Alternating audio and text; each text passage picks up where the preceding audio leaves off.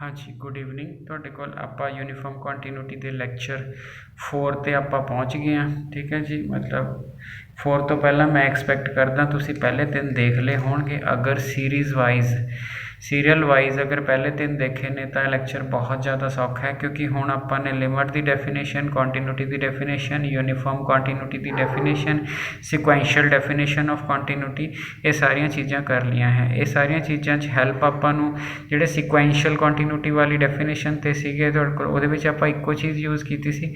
ਅਗਰ ਮੇਰਾ ਐਕਸਨ ਜਿਹੜਾ ਹੈਗਾ ਇਹ ਤੁਹਾਡੇ ਕੋਲ ਏ 'ਤੇ ਕਨਵਰਜ ਕਰਦਾ, ਅਗਰ f of x n f of a 'ਤੇ ਕਨਵਰਜ ਕਰ ਜੇ ਤਾਂ ਸਮਝ ਲਓ ਮੇਰਾ ਫੰਕਸ਼ਨ ਹੈਗਾ ਜਿਹੜਾ ਉਹ ਕੰਟੀਨਿਊਸ ਹੈਗਾ ਹੈ।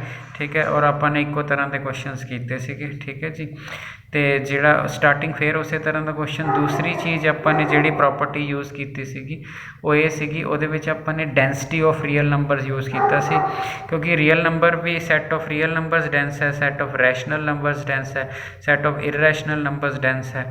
ਉਹਦਾ ਮਤਲਬ ਇਹ ਹੈ ਤੁਹਾਡੇ ਕੋਲ ਅਗਰ ਮੈਂ ਰੀਅਲ ਨੰਬਰ ਲੋਕੇਟ ਕੀਤਾ ਤਾਂ ਉਹਦੇ ਨੇਬਰਹੁੱਡ ਜੇ ਮੈਂ ਰੈਸ਼ਨਲ ਨੰਬਰ ਲੋਕੇਟ ਕੀਤਾ ਤਾਂ ਉਹਦੇ ਨੇਬਰਹੁੱਡ 'ਚ ਮੈਂ ਇਰਰੈਸ਼ਨਲ ਪੱਕਾ ਲੋਕੇਟ ਕਰ ਲੂँਗਾ। ਜੇ ਮੈਂ ਇਰਰੈਸ਼ਨਲ ਲਿੱਤਾ ਤਾਂ ਮੈਂ ਉਹਦੇ ਨੇਬਰਹੁੱਡ 'ਚ ਰੈਸ਼ਨਲ ਲੱਭ ਲੂँਗਾ, ਅਤੇ ਜੇ ਮੈਂ ਰੀਅਲ ਲਿਆ ਤਾਂ ਉਹਦੇ ਨੇਬਰਹੁੱਡ 'ਚ ਰੀਅਲ। ਸੋ ਇਹ ਕੋਈ ਬਹੁਤੀ ਦਿੱਕਤ ਵਾਲੀ ਗੱਲ ਨਹੀਂ ਗੀ, ਉਹ ਪਿਛਲਾ ਕਨਸੈਪਟ ਰਿਵਾਈਜ਼ ਕਰਾਉਣ ਲਈ। ਠੀਕ ਹੈ, ਇੱਕ ਆਪਾਂ ਐਗਜ਼ਾਮਪਲ ਲੈ ਲੈਂਦੇ ਹਾਂ। ਠੀਕ ਹੈ, ਇਹ ਐਗਜ਼ਾਮਪਲ ਥੋੜ੍ਹੀ ਜਿਹੀ ਸਪੈਸੀਫਿਕ ਹੈ, ਥੋੜ੍ਹੀ ਜਿਹੀ ਸਪੈਸੀਫਿਕ ਇਸ ਕਰਕੇ ਹੈ ਤੁਹਾਡੇ ਕੋਲ ਬਈ ਇਹਨੂੰ ਡਿਰਿਚਲੇਟਸ ਫੰਕਸ਼ਨ ਕਹਿੰਦੇ ਹਾਂ ਆਪਾਂ ਤੁਹਾਡੇ ਕੋਲ। ਠੀਕ ਹੈ ਜੀ, ਮੈਂ ਇਹਦਾ ਨੇਮ ਲਿਖਿਆ ਡਿਰਿਚਲੇਟਸ ਫੰਕਸ਼ਨ। ਸੋ ਇਹ ਯਾਦ ਰੱਖ ਲੈਣਾ ਕਿ ਤੁਹਾਨੂੰ ਕੁਛ ਇੱਦਾਂ ਦਾ ਪੁੱਛ ਲਿਆ ਜਾਵੇ ਕਿ ਡਿਰਿਚਲੇਟ ਫੰਕਸ਼ਨ ਡਿਸਕੰਟੀਨਿਊਸ ਹੁੰਦਾ ਅਤੇ ਆਪਾਂ ਨੂੰ ਪਤਾ ਹੀ ਨਾ ਲੱਗੇ ਡਿਰਿਚਲੇਟ ਫੰਕਸ਼ਨ ਡਿਫਾਈਨ ਕਿਵੇਂ ਕਰਨਾ। ਸੋ ਐਫ ਐਕਸ ਦੀ ਵੈਲਿਊ ਹੈ 1 ਵੈਨ ਐਕਸ ਇਜ਼ ਰੈਸ਼ਨਲ -1 ਦੇ। ਅਤੇ ਮੈਂ ਪਿਛਲੇ ਲੈਕਚਰ 'ਚ ਇਹ ਵੀ ਕੀਤਾ ਸੀ, ਅਗਰ ਇਹ ਦੋ ਲਿਮਟਾਂ ਇਕੁਏਟ ਕਰਕੇ ਕੋਈ ਐਕਸ ਨਿਕਲ ਜਾਂਦਾ ਨਾ ਤਾਂ ਉਸ 'ਤੇ ਫੰਕਸ਼ਨ ਪੱਕਾ ਕੰਟੀਨਿਊਸ ਹੁੰਦਾ। ਠੀਕ ਹੈ, ਬਟ 1 ਔਰ -1 ਥੋੜ੍ਹੀ ਇਕੁਏਟ ਹੁੰਦੇ ਨੇ। ਠੀਕ ਹੈ, ਤਾਂ ਮਤਲਬ ਇਹ ਵਾਲਾ ਤੁਹਾਡੇ ਕੋਲ ਡਿਸਕੰਟੀਨਿਊਸ ਹੀ ਰਹੇਗਾ। ਠੀਕ ਹੈ ਜੀ, ਪਿੱਛੇ ਇੱਕ ਕੁਐਸਚਨ ਕੀਤਾ ਆਪਾਂ ਪਿਛਲੇ ਲੈਕਚਰ 'ਚ, ਉਹ 'ਚ ਐਕਸ ਸੀਗਾ ਅਤੇ 1 - ਐਕਸ ਸੀ। ਅਗਰ ਐਕਸ ਨੂੰ 1 - ਐਕਸ ਨਾਲ ਇਕੁਏਟ ਕਰਦੇ ਹਾਂ ਤਾਂ ਐਕਸ 1/2 ਆਉਂਦਾ ਸੀ। ਸੋ ਉੱਥੋਂ ਪੁਆਇੰਟ ਲੱਭ ਜਾਂਦਾ ਹੁੰਦਾ ਸਾਨੂੰ। ਸੋ ਡਿਰਿਚਲੇਟ ਫੰਕਸ਼ਨ ਹੈ ਜੀ। ਠੀਕ ਹੈ, show that f is discontinuous at every point of R. ਠੀਕ ਹੈ, तो ਆਪਾਂ ਨੇ ਇਹਦਾ ਸੋਲੂਸ਼ਨ ਕਰਨਾ। ਲੈਟ ਐਕਸ ਬਿਲੋਂਗਸ ਟੂ, ਆਪਾਂ ਨੇ ਇਹ ਕਰ ਲਿਆ ਰੈਸ਼ਨਲ। ਜੇ ਰੈਸ਼ਨਲ ਹੈ ਤਾਂ ਰੈਸ਼ਨਲ 'ਚ ਪਰ ਹੋਊਗਾ ਤਾਂ ਐਫ ਆਫ A1 ਆ ਜਾਏਗਾ। ਹੁਣ ਨੇਬਰਹੁੱਡ ਹੈ, ਨੇਬਰਹੁੱਡ ਨੇ ਇਰੈਸ਼ਨਲ ਨੰਬਰ ਕੰਟੇਨ ਕਰਨਾ, ਉਹਦਾ ਨਾਂ ਅਸੀਂ AN ਰੱਖ ਲਿਆ। ਠੀਕ ਹੈ, ਉਹ ਕਾਹਦੇ ਲਈ ਕਰ ਰਹੇ ਹਾਂ, ਡੈਂਸਿਟੀ ਕਰਕੇ ਕਰ ਰਹੇ ਹਾਂ। ਠੀਕ ਹੈ ਜੀ, ਸੋ ਆਪਾਂ ਅੱਗੇ ਚਲੇ ਗਏ, ਆਹ ਚੀਜ਼ ਲਿਖ ਲਈ। ਇਹ ਪਿਛਲੇ ਲੈਕਚਰ ਤੋਂ ਕੰਟੀਨਿਊਸ ਹੈ, ਤਾਂ ਇਸ ਕਰਕੇ ਮੈਂ ਫਟਾਫਟ ਕਰ ਦੇਣਾ, ਇਹ 'ਚ ਲੰਬੀ ਚੌੜਾ ਚੱਕਰ ਹੈ ਨਹੀਂ ਗਾ ਤੁਹਾਡੇ ਕੋਲ। ਠੀਕ ਹੈ, ਸੋ ਇਹਦਾ ਮਤਲਬ ਇਹਦੀ ਡੈਫੀਨੇਸ਼ਨ ਆ ਲੱਭ ਗਈ, ਸਿੰਪਲ ਇਨਇਕੁਐਲਿਟੀ ਹੈ। ਇਹ approaches to zero, converges to zero, AN converge ਕਰਦਾ ਇਹ 'ਤੇ। ਹੁਣ ਆਪਾਂ ਇਹੀ ਦੇਖਣਾ ਕਿ f of n f of A 'ਤੇ ਕਨਵਰਜ ਕਰਦਾ ਕਿ ਨਹੀਂ, f of AN। So f of AN ਜਦੋਂ ਮੈਂ ਫਿਲ ਕੀਤਾ, AN ਮੈਂ ਕਿਆ ਲਿਆ ਸੀ ਜੀ ਪਿੱਛੇ, AN ਨੂੰ ਆਪਾਂ ਨੇ ਕਿਹਾ ਸੀਗਾ ਤੁਹਾਡੇ ਕੋਲ, ਆਹ ਦੇਖੋ, ਕੰਟੇਨ ਐਨ ਇਰੈਸ਼ਨਲ ਨੰਬਰ AN ਇਰੈਸ਼ਨਲ ਸੀ। ਇਰੈਸ਼ਨਲ ਹੋਊਗਾ ਤਾਂ ਫਿਰ ਕਿਹ 'ਚ ਪਰ ਹੋਊਗਾ, ਇਹ 'ਚ ਨਾ AN ਭਰੇ ਤੇ -1 ਆਂਸਰ ਆਊਗਾ। ਹਾਂਜੀ ਆਊਗਾ। ਠੀਕ ਹੈ ਜੀ, ਅਗਰ AN ਇਰੈਸ਼ਨਲ ਨੰਬਰ ਹੈ। ਅਬ ਐਫ ਆਫ A, ਠੀਕ ਹੈ ਜੀ, ਐਫ ਆਫ A ਆਪਾਂ ਜਦੋਂ ਸ਼ੁਰੂ ਕੀਤਾ, ਐਫ ਆਫ A ਕਿਸੇ 1। ਠੀਕ ਹੈ, ਤਾਂ ਤੁਸੀਂ ਤਾਂ -1 'ਤੇ ਕਨਵਰਜ ਕੀਤੇ ਹੋ, 1 'ਤੇ ਤਾਂ ਨਹੀਂ ਕੀਤੇ। ਤਾਂ ਇਹਦਾ ਮਤਲਬ ਕਿਆ ਹੋਇਆ, ਵੈਲਿਊ ਡਿਫਰ ਕਰ ਗਈ ਤਾਂ ਤੁਸੀਂ ਜਿਹੜਾ ਹੈਗਾ ਥੋੜੀ ਸਿਕੁਐਂਸ਼ੀਅਲ ਡੈਫੀਨੇਸ਼ਨ ਵਾਲੀ ਫੇਲ ਹੋ ਗਈ। ਇਹਦਾ ਮਤਲਬ ਡਿਸਕੰਟੀਨਿਊਟੀ ਅਰਾਈਜ਼ ਹੋ ਗਈ। ਠੀਕ ਹੈ ਜੀ, ਹੁਣ ਆਪਾਂ ਅਗਲਾ ਕੇਸ ਲੈ ਲਿਆ, ਕੇਸ ਨੰਬਰ 2। ਉਹਦੇ ਵਿੱਚ ਆਪਾਂ ਨੇ ਇਰਰੈਸ਼ਨਲ ਨੰਬਰ ਲੈ ਲਿਆ। ਅਗਰ ਇਰਰੈਸ਼ਨਲ ਨੰਬਰ ਹੈ ਤਾਂ ਡੈਫੀਨੇਸ਼ਨ 'ਚ ਭਰੋਗੇ ਤਾਂ -1 ਆਏਗਾ। ਹੁਣ ਇਹਦੇ ਕੇਸ ਵਿੱਚ ਰੈਸ਼ਨਲ ਨੰਬਰ ਕਰ ਲਿਆ। ਠੀਕ ਹੈ ਜੀ, ਅਤੇ ਡੈਂਸਿਟੀ ਦਾ ਜ਼ਿਕਰ ਜ਼ਰੂਰ ਕਰ ਲੈਣਾ, ਇੱਕੋ ਹੀ ਕੌਨਸੈਪਟ ਹੈ ਡੈਂਸਿਟੀ। ਅਗਰ ਡੈਂਸਿਟੀ ਤੁਹਾਨੂੰ ਸਮਝ ਆ ਗਈ ਤਾਂ ਸਟੋਰੀ ਖਤਮ। ਠੀਕ ਹੈ, ਜੇ ਨਾ ਸਮਝ ਆਈ ਤਾਂ ਵੀ ਸਟੋਰੀ ਖਤਮ ਹੈ, ਫਿਰ ਦੂਸਰੀ ਤਰ੍ਹਾਂ ਖਤਮ ਹੋ ਜੂਗੀ। ਠੀਕ ਹੈ ਜੀ, ਸੋ BN - B < 1/n। ਠੀਕ ਹੈ ਜੀ, ਇਹ ਵੀ ਕੋਈ ਦਿੱਕਤ ਵਾਲੀ ਗੱਲ ਨਹੀਂ ਗੀ ਜੇ ਪਿਛਲਾ ਲੈਕਚਰ ਦੇਖਿਆ ਹੈਗਾ ਤੁਹਾਡੇ ਕੋਲ। ਠੀਕ ਹੈ, ਸੋ ਫਿਰ ਐਫ ਆਫ BN 1 ਹੈ, ਬਟ ਚਾਹੀਦਾ ਕੀ ਸੀਗਾ -B, ਤੇ ਇਹਦਾ ਮਤਲਬ ਨਹੀਂ ਟੈਲੀ ਕੀਤਾ।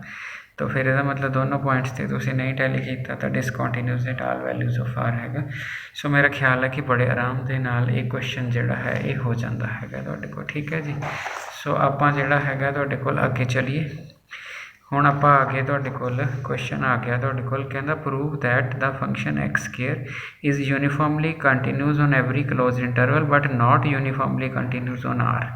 ਠੀਕ ਹੈ, ਸੋ ਵੈਰੀ ਇੰਪੋਰਟੈਂਟ ਕੁਐਸਚਨ ਹੈ ਜੀ, ਪੱਕਾ ਪੇਪਰ 'ਚ ਆਉਂਦਾ। ਸਿਰਫ ਇੱਕ ਸਟੇਟਮੈਂਟ ਸਮਝ ਲਓ ਧਿਆਨ ਨਾਲ, ਉਸ ਤੋਂ ਬਾਅਦ ਕੁਛ ਨਹੀਂ, ਕਿਉਂਕਿ ਅੱਧਾ ਪਾਰਟ ਤਾਂ ਅਸੀਂ ਇਹਦਾ ਪਹਿਲਾਂ ਡਿਸਕਸ ਕਰ ਚੁੱਕੇ ਹਾਂ कहता प्रूव दैट फंक्शन, ठीक है, prove that the function f x equal to x square, ठीक है जी, इज़ यूनीफॉर्मली कंटिन्यूस ऑन, ठीक है, एवरी जिहड़ा हैगा ये क्लोज इंटरवल, ठीक है जी, एवरी फाइनाइट क्लोज इंटरवल, तो but not uniformly close on R, but R ते नहीं है, फाइनाइट क्लोज इंटरवल ते। हुण जे पिछली बार तुहानूं याद होवे, तुहानूं क्या सी फंक्शन होवे कॉन्टीन्यूस होवे क्लोज इंटरवल ते होवे तो यूनीफॉर्म कॉन्टीन्यूस हुंदा है। तो मैं कोई भी क्लोज इंटरवल ले लिया, फाइनाइट है ना, आ मेरा फंक्शन है, पॉलीनोमियल फंक्शन ऑलवेज कॉन्टीन्यूस हुंदा है। हाँ जे नैगेटिव आ के ग्राफ इधरों भी बन जू, जे पॉजिटिव आ के ग्राफ उरों ही बन जू, मैं ये भी डिफाइन नहीं किया माइनस तो प्लस तो, इस करके ग्राफ इदां दा बनाता, ठीक है। सो फंक्शन है पॉलीनोमियल, पॉलीनोमियल ऑलवेज कॉन्टीन्यूस होंदा है, फाइनाइट इंटरवल ते है, ठीक है जी। ਇਹਦਾ मतलब तुसी कॉन्टीन्यूस भी हो, तुसी जिहड़ा हैगा क्लोज्ड इंटरवल ते कॉन्टीन्यूस हो, ਇਹਦਾ मतलब तुसी यूनीफॉर्मली कॉन्टीन्यूस होंगे। मतलब पहले पार्ट की तो कोई दिक्कत है ही नहीं ना, पहला पार्ट तो तुसी सीधा बना सकते हो। अगर ये नहीं समझ आता तो लैक्चर नंबर 1 2 3 सीरीयल विच देखना, अगर सीधा देखोगे तो पता नहीं लगना हैगा, ठीक है जी। हुण वारी आ गई तुहाडे पास सैकेंड पार्ट की। सैकेंड पार्ट कह रहा not uniformly continuous on R, R ते किहड़ी दिक्कत क्रिएट हो जाती, आपां हुणे देख लैंदे आ तुहाडे कोल, ठीक है जी। हुण तुहाडे कोल आपां लिखिआ कहंदा by Archimedean property for any delta greater than 0 there exist n such that this. हुण सब तो पहला तो आर्कीमीडियन प्रॉपर्टी पता होवे तां ही लवांगे तुहाडे कोल, ठीक है। हुण आपां रियल नंबर ते गल कर रहे हैं। आर्कीमीडियन प्रॉपर्टी पता की हुंदी है, ये फस्ट ईयर च पढ़ते हैं। अगर एक्स वाई रियल्स हुंदा है, ठीक है, विद इन्हां चों एक पॉजिटिव होवे, आपां एक्स पॉजिटिव ले लैंदे हैं, ठीक है, विद पॉजिटिव, दैन एक number there exist a natural number n, एक नैचुरल लभ्या जा सकता है such that n x y नालों वड्डा हुंदा है। देखो जी तुहाडे पास आपां नूं क्वेश्चन च की कीता है, ध्यान नाल देखना। अपने कोल एक्स पॉजिटिव लिया होया, अगर एक्स पॉजिटिव लिया होया हैगा ये तो नैचुरल नंबर वैसे पॉजिटिव हुंदा है, ठीक है, नैचुरल नंबर वैसे पॉजिटिव हुंदा है। ਇਹਦਾ मतलब एन एक्स की रिजल्ट तो एन एक्स का तो रिजल्ट पॉजिटिव रहना ही रहना हैगा। हुण वाई तुसीं चाहे नैगेटिव चक्को चाहे पॉजिटिव चक्को, जे वाई तुसीं नैगेटिव चक्कोगे वैसे ही दो चीज़ां पॉजिटिव उस तो वड्डियां ने। जे तुसीं पॉजिटिव चल लिया, मेरे को एन की ऑप्शन है, मैं एन का मैगनीट्यूड एन वधा दूंगा क्यों, फिर उस तो वड्डा हो जाऊगा। सो ये आर्कीमीडियन प्रॉपर्टी है। हुण आर्कीमीडियन प्रॉपर्टी लानी है, आपां फेलियर करना। सो इस क्वेश्चन नूं ध्यान नाल देखना जी, कई बार प्रॉपर्टी नहीं समझ आती कितना लगी हुई है। कहता फाई आर्कीमीडियन प्रॉपर्टी लगी किमें, for any delta greater than 0, ठीक है जी, फॉर एनी डेल्टा थोड़े कोल कौन सी उत्थे जी, थोड़े को सीगा एक्स, उन्हें गुणा कौन खाया सी एन, की तो वड्डा सी किसे वाई तो, ठीक है। तो थोड़े को इत्थे डेल्टा है, ठीक है जी, तो डेल्टे ना गुणा कौन खाया एन, ठीक है। हुण थोड़ा एक्स का रोल कौन प्ले कर रहा है, डेल्टा स्केयर, कोई दिक्कत नहीं की थोड़े को, ठीक है, क्योंकि delta square is again A number ना, डेल्टा स्केयर नूं मैं एक्स सोच ला तो कोई फर्क तो पैना नहीं गा, ए एक्स सोच लो, इन वाई सोच लो, स्टेटमेंट देखिए, ठीक है। इसका मतलब n x greater than y Archimedean property होंदी है, ठीक है। हुण इहदा आपां ने यूज़ किस तरह करना हैगा, देखो स्पैशल केस है, स्पैशल क्वेश्चन है, इस करके थोड़ा जिहा ध्यान नाल समझ लियो, ठीक है। आप x1 की वैल्यू ना एन डेल्टा ले ली, ठीक है जी, x2 की वैल्यू एन डेल्टा प्लस अद्धा डेल्टा एक्सट्रा पा लिया, ठीक है। x1 x2 आप डिफरेंस ले लिया, डिफरेंस लिया, इन्हों का डिफरेंस लिया कट गया, मोड़ना पॉजिटिव रहना डेल्टे तो छोटी, यदा मतलब इन्हों दोनों का डिफरेंस डेल्टे तो छोटा आ गया। हुण जे एफ ऑफ x1 तो एफ ऑफ x2 का डिफरेंस डेल्टे तो छोटा आ जाए, डेफिनेशन ओके, जे ना आए तो डेफिनेशन गई, ठीक है। आर्कीमीडियन प्रॉपर्टी फुल रियल नंबर से लगती है ना, आपां भी फुल रियल नंबर लिया होया क्वेश्चन, तो आपां ने क्या किया, इन्हां दा डिफरेंस स्केयर लिख लिया तो स्केयर अलग अलग हो जाता है, माइनस बी प्लस बी, कोई दिक्कत नहीं। अब माइनस की वैल्यू आ पई है, ठीक है जी, प्लस की वैल्यू देख लो जोड़ के इन्हों 2 टाइम्स बन जाएगा तुहाडे कोल 1 ते 1 2 अद्धा डेल्टा, तो सारिया चीज़ां पॉजिटिव रखिया हुई ने, आपां डेल्टा पॉजिटिव एन वैसे ही पॉजिटिव हुंदा, तो पॉजिटिव चीज़ों का मॉडल रखा या ना रखा कोई दिक्कत वाली गल नहीं, ठीक है जी। सो इत्थे तक आप डिफरेंस ले लिया, आर्कीमीडियन प्रॉपर्टी तो ठीक ठाक ढंग ना क्लीयर होगी, ठीक है। हुण आप अगे चलीए, ठीक है। हुण जो अगे आप इसनूं खोलिया, हाँ जी ध्यान नाल देखियो जी, एने इन्ना गुणा खानी है ना, 1/2 2 ना कटिया गया तो n delta square plus 1/4 delta square, ठीक है। सो अगले स्टैप पहुँच गए जी, आ वाली चीज़ आ गई, ठीक है जी। हुण देखो ਆਪਾਂ ਸਟਾਰਟਿੰਗ ਵਿੱਚ ਐਨ ਡੈਲਟਾ ਸਕੇਅਰ ਵੱਡਾ ਇਹ ਤੋਂ ਲਿਆ ਸੀਗਾ ਐਪਸਲਨ ਤੋਂ, ਹੁਣ ਤਾਂ ਕੋਈ ਚੀਜ਼ ਇਹਦੇ ਵਿੱਚ ਐਡ ਕਰਤੀ ਆਪਾਂ ਨੇ ਤਾਂ ਇਹਦਾ ਮਤਲਬ ਐਪਸਲਨ ਤੋਂ ਤਾਂ ਪੱਕਾ ਵੱਡਾ ਹੋਏਗਾ। ਜੇ ਐਪਸਲਨ ਤੋਂ ਪੱਕਾ ਵੱਡਾ ਹੋਏਗਾ ਤਾਂ ਆਪਾਂ ਸ਼ੋਅ ਕੀ ਕਰਤਾ, ਆਪਾਂ ਸ਼ੋਅ ਕਰਤਾ f(x1) ਮਾਈਨਸ f(x2) ਇਹਦਾ ਡਿਫਰੈਂਸ ਐਪਸਲਨ ਤੋਂ ਵੱਡਾ। ਤਾਂ ਕੰਟੀਨਿਊਟੀ ਦੀ ਡੈਫੀਨੇਸ਼ਨ ਤਾਂ ਫੇਲ ਹੋ ਗਈ ਨਾ ਯੂਨੀਫਾਰਮ ਕੰਟੀਨਿਊਟੀ ਦੀ। ਇਹਦਾ ਮਤਲਬ ਤੁਹਾਡਾ ਕੁਐਸਚਨ ਜਿਹੜਾ ਹੈਗਾ ਹੈ ਇਹ ਕੁਐਸਚਨ चला गया। ठीक है जी। सो ये क्वेश्चन बड़ा ठीक ठाक क्वेश्चन है, मतलब वेरी वेरी इंपॉर्टेंट क्वेश्चन है। इस क्वेश्चन को ध्यान नाल देख लेना। हुण आपां नीचे आ गए, नीचे आ गए कहना f(x) = 1/x। ठीक है जी। तो कहता ये यूनीफॉर्म कंटीन्यूस है तुहाडे कोल।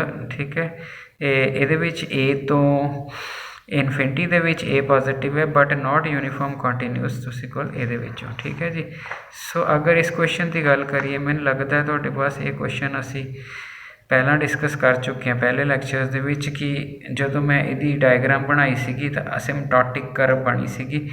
ठीक है, सो मेरा ख्याल है कि क्वेश्चन रिपीट हो गया। असिम्पटोटिक कर्व बनी सीगी तो ये नेड़े पॉइंट लिया सीगा तो उत्थे ये फेलियर दे दिंदा सी, बट आगे जाके तुहाडे कोल हो जांदा सी। सो ट्रडिशनल प्रूफ देख लो, लेट एप्सिलॉन ग्रेटर दैन 0। ठीक है, x1 x2 वो कहता यूनीफॉर्मली कंटीन्यूस ए तो इनफिनिटी वाले हैगा है बट इस विच नहीं है। सो इस विच नहीं है तो आप 2 बार डिस्कस कर चुके हैं, इस विच हैगा तो वो देख लिए।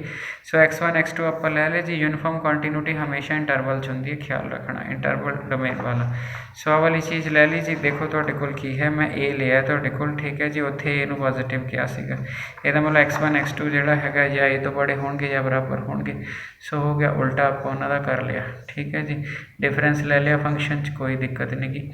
डिफरेंस एलसीएम ले लिया, कोई दिक्कत नहीं की। x1 माइनस x2 कर लिया, x2 माइनस x1 भी होवे, कोई दिक्कत नहीं की तुहाडे कोल। ठीक है जी, मॉडुलस ची है। ठीक है, आ वाली चीज़ आ गई हुण। ठीक है, अगर आप x1 माइनस x2 की वैल्यू डेल्टा ए स्केयर तो छोटी सिलेक्ट कर लें। हुण बंदा कहता जी तुहाडे पास तुहानूं पता किवें लगदा है, तुसीं सोच के देखो ना, ए वाली चीज़ अगर डेल्टा ए स्केयर हो जाए यदि थां ते तो ए स्केयर कैंसल हो जाएगा, लेस दैन डेल्टा हो जाएगा। ठीक है जी। So if we select x1 minus x2 less than delta into a square. ठीक है जी, यदि वैल्यू खुद ही सिलेक्ट करनी ने। ठीक है जी, उस तरह सिलेक्ट की जा सकती है। सो इसका मतलब ए तो स्ट्रिक्टली ग्रेटर है तो ये तो बड़ी रकम है लिखने, बड़ी रकम इंटू ए स्केयर ना a square less than delta square आ गया।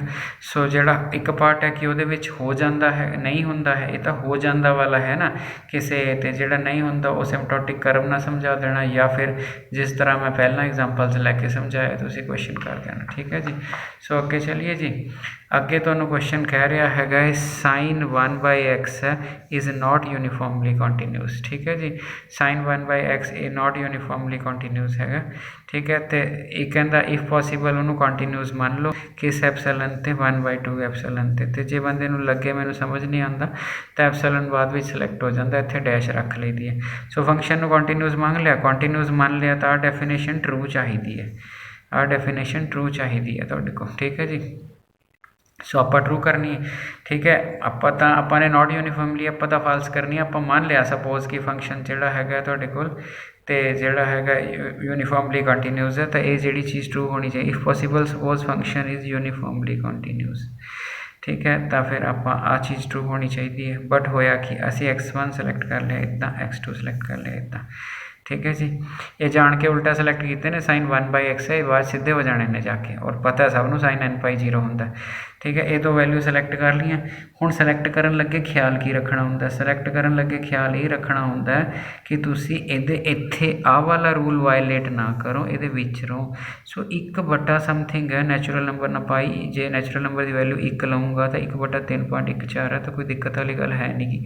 ठीक है, इस करके इहदे विच होणगे। सो होणगे, हुण आपां अगले स्टैप दे विच की कीता, तुहाडे कोल f(x1) माइनस f(x2) कर लिया, इहदे विच आपां वैल्यूज़ फिल कर लिया। जदों वैल्यूज़ फिल कर लिया वो क्योंकि 1/, है ना, उन्हें उल्टा होकर सीधा हो जाना। sin n/, की होंदा 0, 2n + 1/2 की होंदा 1, आंसर क्या आ गया 1। एप्सिलॉन की सिलेक्ट किया सी आधा, तो आधे तो अगे चले गए, तो मतलब स्टार्टिंग एप्सिलॉन 1/3 1/4 कुछ भी सिलेक्ट कर लेंगे, which is a contradiction, therefore f is not uniformly continuous. ठीक है जी। So easy question.